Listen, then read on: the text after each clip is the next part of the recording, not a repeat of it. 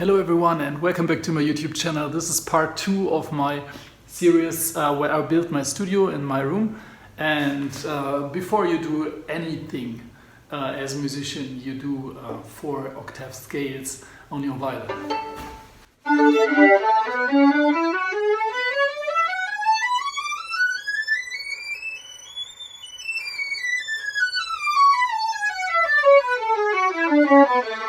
I try to start every practice with scales to make my fingers accustomed to every position on the violin. I really like to do at least 1 or 2 scales through 4 octaves on the violin, which is quite high, but it makes your fingers adjust in the high positions, which is also very important and sometimes neglected on the violin. What I also want to do when I warm up, I want to warm up my bow. I want to practice some bow movements. So let's take a look.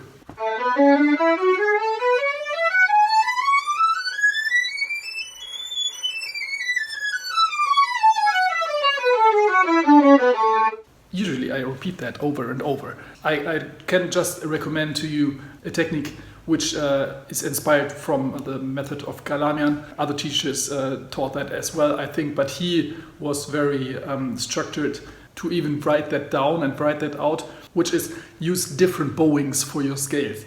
Do scales every day, and so that you are not getting bored with this, use different bowing techniques. What I like is 4 slurred and then 4 separate at the tip, then 4 slurred, 4 separate at the frog, so that I can practice in my warm-up the movement in these extreme positions, which are exceptionally hard on the violin.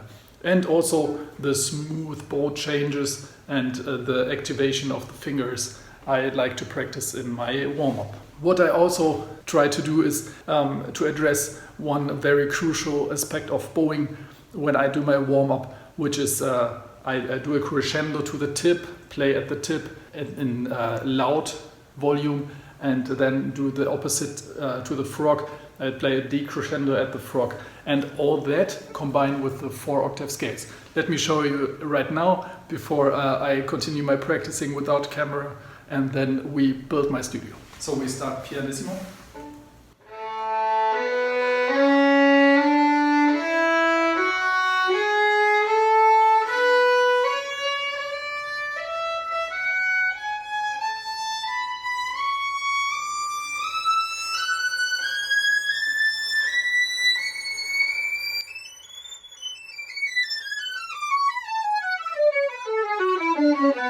Usually, if you want to make some combination exercises like I do with the dynamics and the bow distribution, you want to play some normal scales before that for intonation.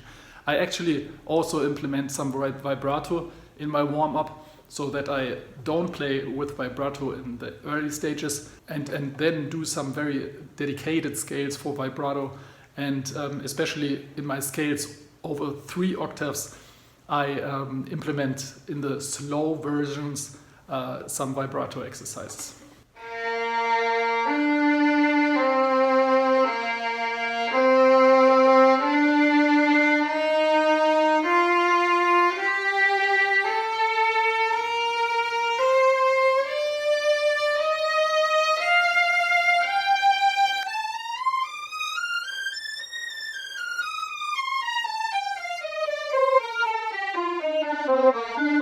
I just wanted to demonstrate for you how my warm-up kind of looks like. I will make a dedicated video about that later, but maybe for you, some of you may be stuck at home. You can be very creative with scales, so that you cannot get bored as easily if you implement metrics like dynamics, bow distribution, and also vibrato. So if you combine that, scales get a new level of meaning and also of difficulty. Of course, the speed is something which every violinist does with scales, so that we speed up our scales and play them fast.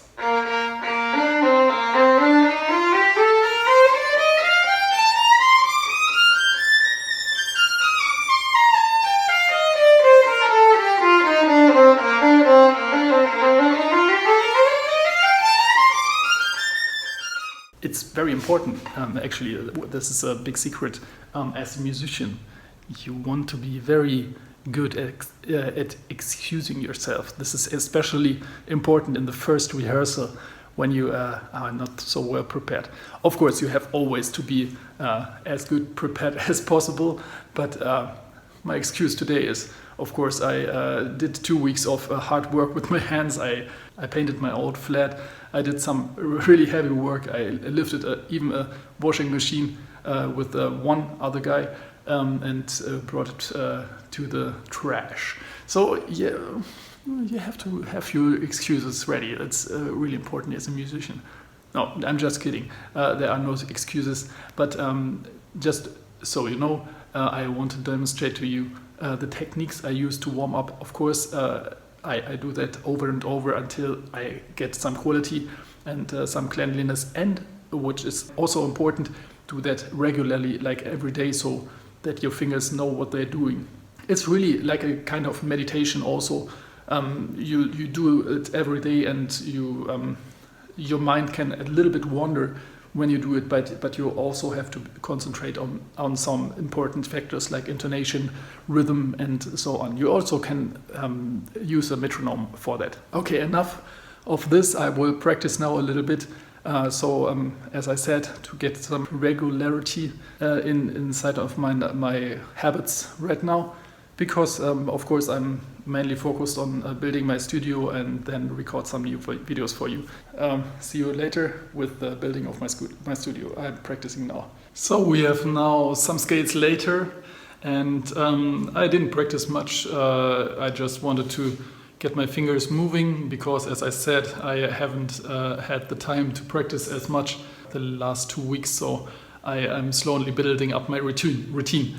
That's about the most important thing as a violinist, the routine. So I'm going to place this sheet music and books in a place where it is not in my way for now, and I will now put up my green screen at that wall.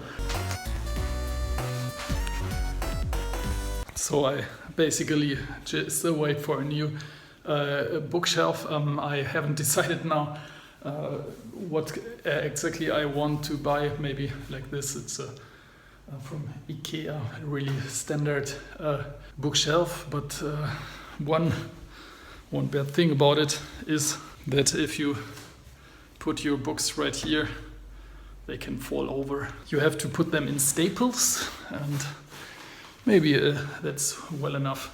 So I will continue now moving my sheet music and stuff on the other side, so I can build my green screen here, which is actually quite simple. I actually have some amazing DVDs from Guidon Kremer, Oistrakh Menuhin, Rostropovich, Triple Concerto, Nathan Milstein. Still to this date, one of my favorite violinists out there, also because of his character. His book, his biography is really interesting read. And from these DVDs, back in the day when YouTube wasn't like a place where you can go and watch all these old violinists play and study their playing, these DVDs I bought before that time, so that I can study and learn from that music and also get inspired. It inspired me always to practice when I watch this DVD of Nathan Milstein playing, Jascha Heifetz or Leonid Kogan, David Oistrakh and others before I start my own practice. So I get ideas for my practice, try some technical things which I see in their playing, and yeah, some things worked for me, and maybe I implemented hopefully in my playing. That was a way I tried to improve my playing back in the day. Nowadays you can find at least 90% of these DVDs and videos online on YouTube, so that is a really big advantage you have today, and also my awesome videos, of course. So let's continue with the cleaning of this place.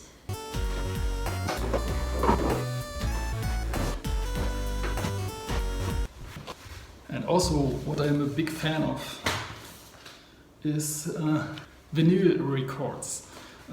For one thing, some recordings, especially in the classical world, are not available, or at least 5 to 10 years ago were not available digitally or in CD form. So that is why I have here a big staple of some classical recordings, mostly classical recordings, some of very old things that I listened to, like this one, Cypress Hill, back in the day, back in the time when I was in school still. It must be 20 years ago when I bought this vinyl. I had 2 Plattenspieler and I tried to scratch. It was very cool back then. Dino Lipatti, actually my favorite piano player, or here a pianist we say, or here Glenn Gould, legend, Pinchas Zuckerman. But those are basically all things you can get also in form of CDs. Nathan Milstein, Brahms concerto. But some of the sound you get from the playing the vinyl on the player is very, very close to the real sound. It's really different. You can try that out. Also, you tend to not skip so much when you listen to old vinyl. Wilhelm Furtwängler, Schubert, symphonies. I can go on. I want to show you one special recording, which is this one. Initially, I bought this recording because of this piece, the Chanson Poème. At the time, I played it in my studies, and I wanted to listen to it from my favorite player, Nathan Milstein, of course. And it was only available on this vinyl. I purchased that over eBay, I think. It wasn't actually cheap, I think. What happened then is there's another piece on this vinyl, which is the Saint-Saëns Violin Concerto No. 3 in B minor. And I can just say, listen to that recording. It's so amazing. It's actually available now on YouTube. There are some people who digitalized this recording. It's so amazing. It's I compared. Okay, about comparing, we can discuss about that. But I compared some recordings of the Saint-Saëns Concerto No. 3, and no one better. This is so divine. This is actually really, really amazing. The second movement, the third movement, the fire you hear, the sound in the beginning. Just try it. And as a vinyl, it's top level. That's always when I have to clean my room. I get stuck somewhere, and then I get hungry, and then I eat, and nothing gets done.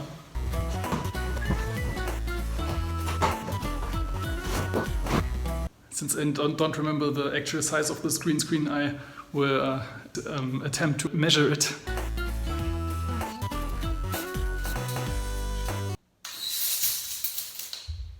So now I want to put a screw in the wall for my headlight, for my studio lighting. This is really important. I usually use one of my soft boxes for that.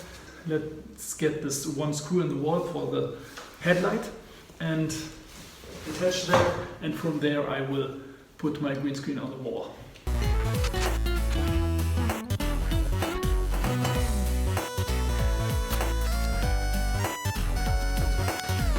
Every man needs this. It served me so well. You can't believe.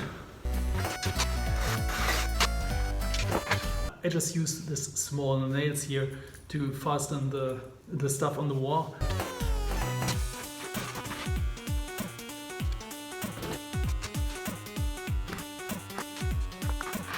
So that's the first half. Now let's go to the second half. And also we have to tighten it a little bit on the sides later, so that we don't get too much shadows on the green screen.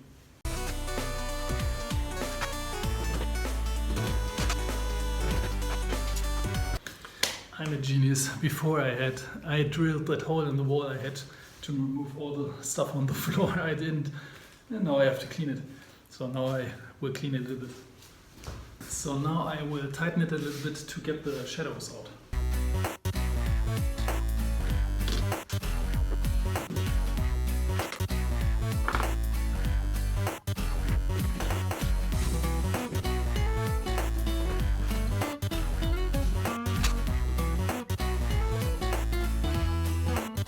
Alright, I installed my headlight a little bit higher than it was before. The next thing is I try to get rid a little bit of this still remaining chaos right here and clean a little bit. So stay tuned to the next thing I will do, which is implement my lighting setup. Since I still wait for my curtains to come, they should come tomorrow. I hope they will kill a little bit of the light right here, because I like to have some controlled lighting for my video production. I will do a little update tomorrow about the lighting setup and hopefully with curtains on. And I will do some cleaning now. I think that is not interesting for you. I hope you enjoyed this informational like studio ongoing vlog thing. And I will be back with some tutorials really soon. I just thought, let's give you a little bit of behind the scenes and what's going on in my life, so that you can understand that sometimes there is some break between the videos. But soon, when I have my studio up and running and my holidays are also up and running, there will be much more to see for you. I hope you guys stay safe. If you can, stay at home. I hope you are not affected by this tragedy too much. I hope everything is well with you, and let's leave it at that. Have a nice day. Bye bye.